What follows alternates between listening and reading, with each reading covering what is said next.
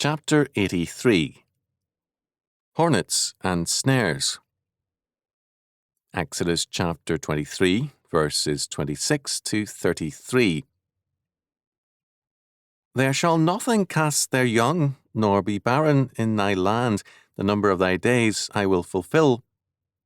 I will send my fear before thee, and will destroy all the people to whom thou shalt come, and I will make all thine enemies turn their backs unto thee. And I will send hornets before thee, which shall drive out the Hivite, the Canaanite, and the Hittite from before thee.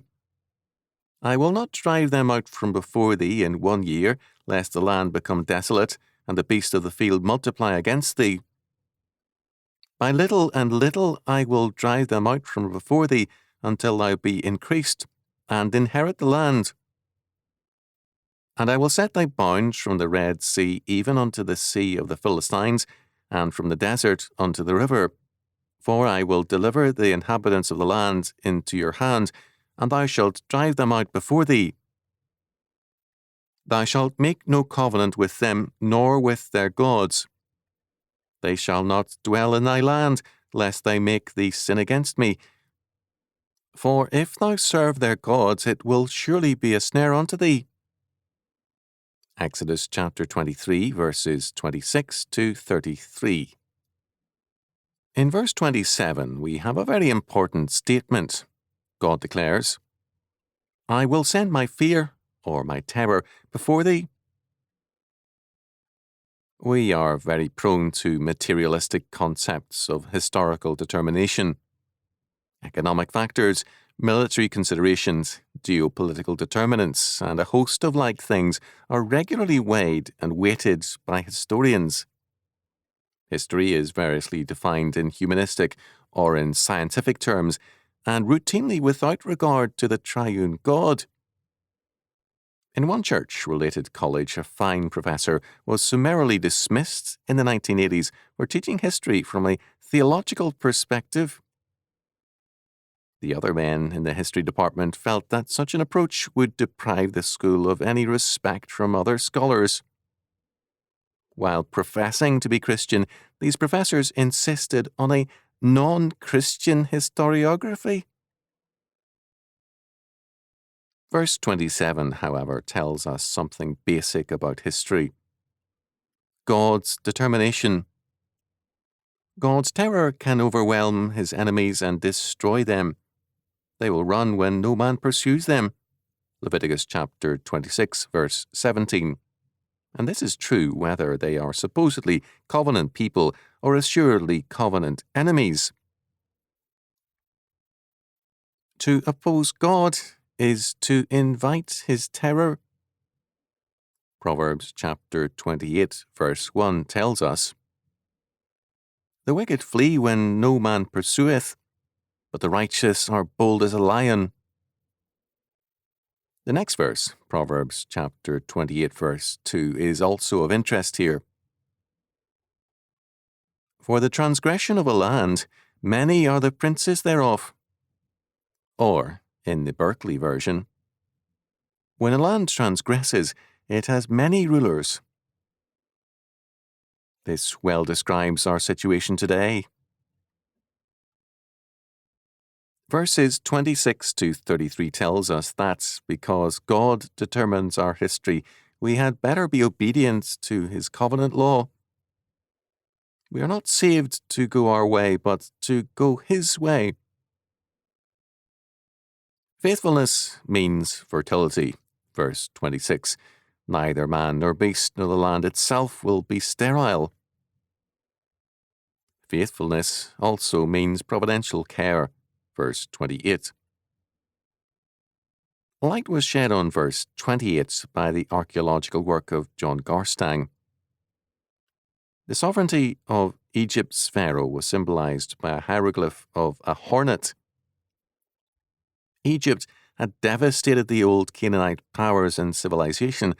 Its plunder had included not only great amounts of gold, slaves, horses, and chariots, but also some of Canaan's leading nobles and their wives. Thus, when Joshua and the Israelites appeared before the walls of Jericho, They faced shattered powers whose prosperity and morale were not yet restored. Egypt had broken the Canaanites, and Israel had broken Egypt. And, as Rahab was later to tell Joshua's men, God's terror had taken hold of all men.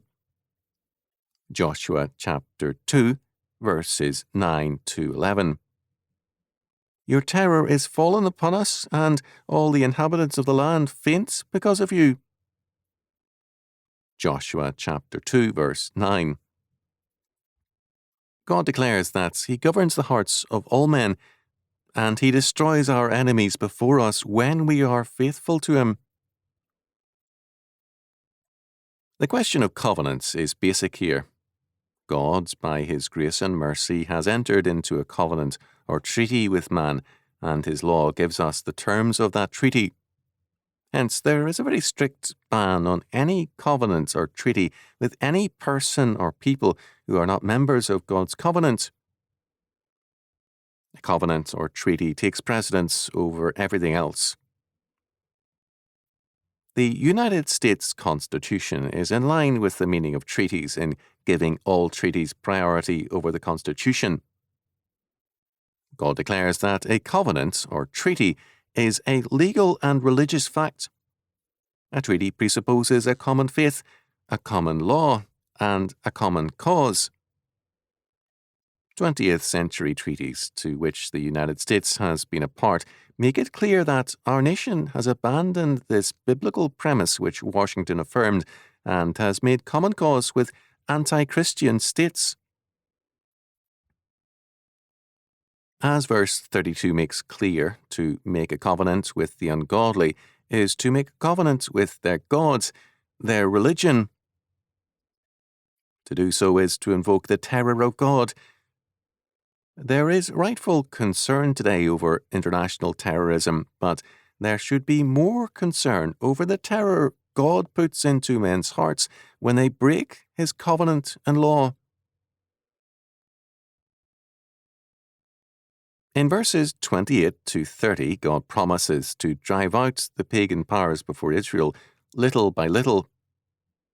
Instead of a devastated and empty land, they will take over a functioning one. A devastated land would become desolate. Its fields, vineyards, and orchards would revert to wilderness. Contrary to a popular impression, a wilderness presents major problems in subjugating and cultivating. To cite one little example, in California, where farms have been abandoned in this century because of droughts and bankruptcies, restoration has been a costly matter. The proliferation of gophers alone is a problem, as well as the increase of jackrabbits, which devour the young vines and trees. The proliferation of larger wild animals is also cited in verse 29. The promised potential boundaries of Israel, from the Red Sea to the Mediterranean and then to the Euphrates, verse 30, were never reached by Israel because of their disobedience, although these boundaries were approximated under Solomon. Two statements are made about the Canaanites. First, in verse 29, I will not drive them out from before thee, meaning that the conquest will not be quickly over, lest the lands become desolate. Israel and the Canaanites will thus coexist for a time. Second, in the long term, they shall not dwell in thy land, lest they make thee sin against me, for if thou serve their gods, it will surely be a snare unto thee. Verse 33. This means that if independent pagan civil orders exist in their midst, that is, city-states, there will be a tendency to make treaties with them which will lead to paganism. Since this statement, verse 33, comes immediately after verse 32, which forbids covenants or treaties with ungodly nations, the reference is clearly to pagan city-states. The word snare is used in verse 33 and is used several times with reference to ungodly alliances.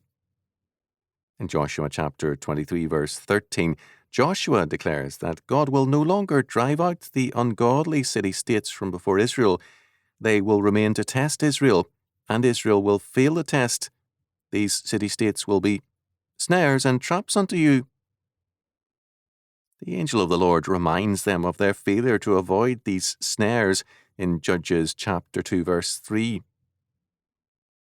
Gideon's compromise with pagan practice is termed a snare in Judges chapter 8, verse 27. The point is that God does not provide us with a trouble-free and temptation-free world. Even in the Garden of Eden, man had an option to disobey God. This side of heaven, all life involves testing and has its share of snares. This text thus assures us of two things. First, God sends a hornet, some providential power ahead of us, to do much of the work for us.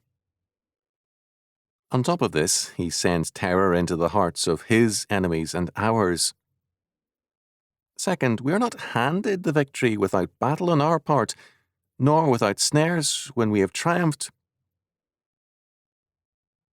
We are therefore to fear God, not man, and we are not to be arrogant nor overconfident in our own powers, for the God-ordained snares are there to trip us up on our pride.